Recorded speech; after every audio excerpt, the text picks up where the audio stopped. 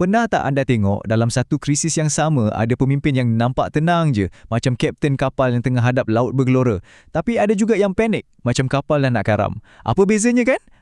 Itulah yang kita nak rungkai hari ini. Seni mengawal jarak emosi untuk memimpin dengan lebih tajam. Persoalannya nampak mudah, tapi sebenarnya sangat mendalam. Dengan situasi yang sama, tekanan yang sama, kenapa hasilnya boleh jadi langit dengan bumi?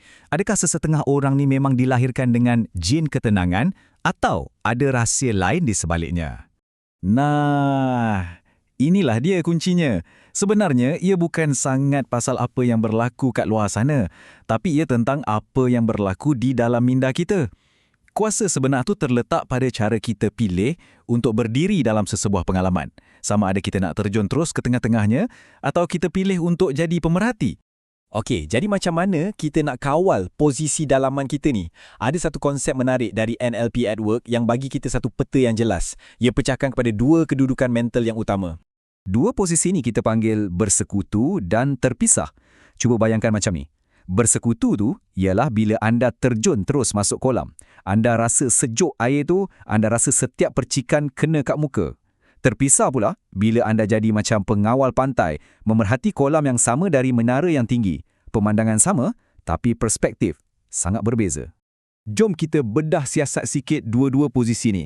Sebab bila kita dah betul-betul faham kekuatan masing-masing, barulah kita boleh guna kedua-duanya macam satu superpower dalam kepimpinan kita.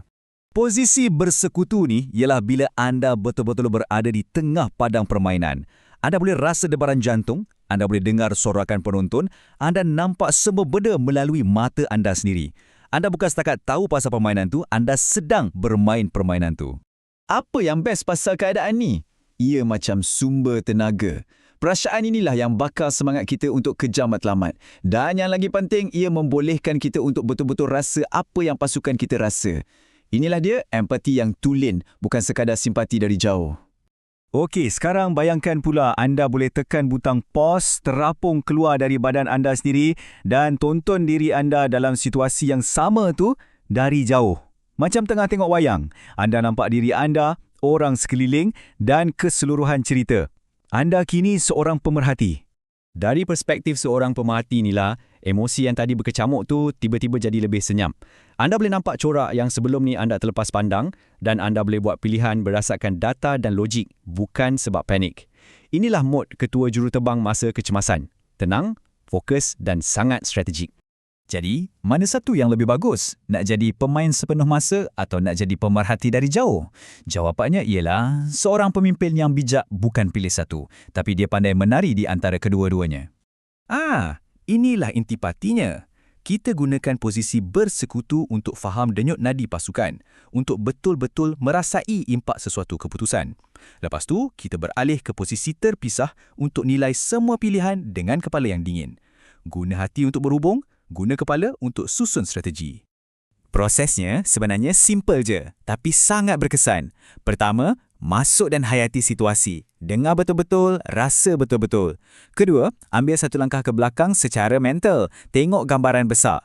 Dan yang ketiga, barulah buat keputusan yang menggabungkan pandangan dari dekat dan juga dari jauh. Simple kan? Masuk, keluar, putuskan.